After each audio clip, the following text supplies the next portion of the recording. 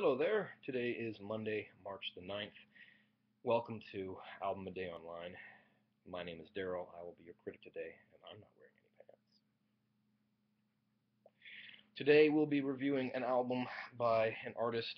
It's actually not an album, it's a collection. It's a special edition by an artist that I love and has released more material since he died in May of 2007 than he did before he died.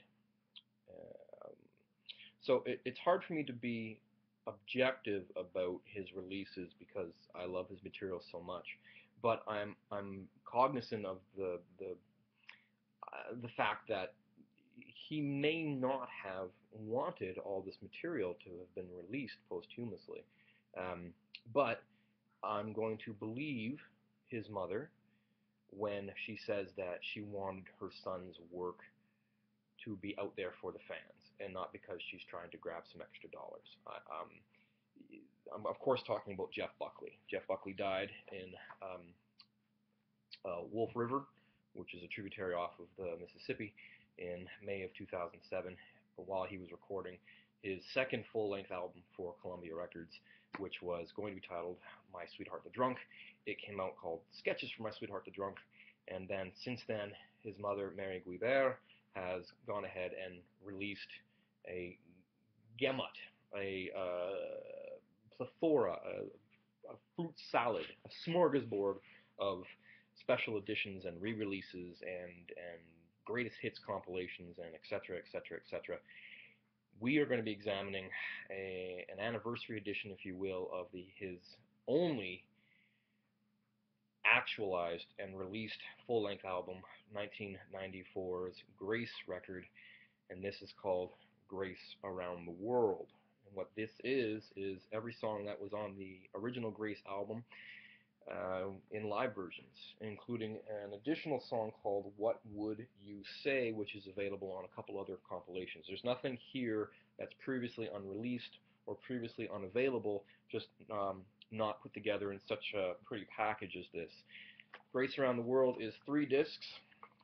Disc 1 is the DVD of the concert, Disc 2 is a CD of the concert video, and Disc 3 is a documentary that was made about 10 years ago now called Eternal Life, the music of Jeff Buckley, and it just it talks to a lot of musicians and other artists on the importance of Buckley and his music and the imprint he had on the music business as a whole, and how important a role he has played in such a short amount of time that he was active in recording and in touring. Jeff Buckley left us with one full-length album, one 4-song EP, and yet his mother, as I've already said, has gone to the vaults and managed to release about 7 other collections and releases since his death. And as a fan, I have every single one.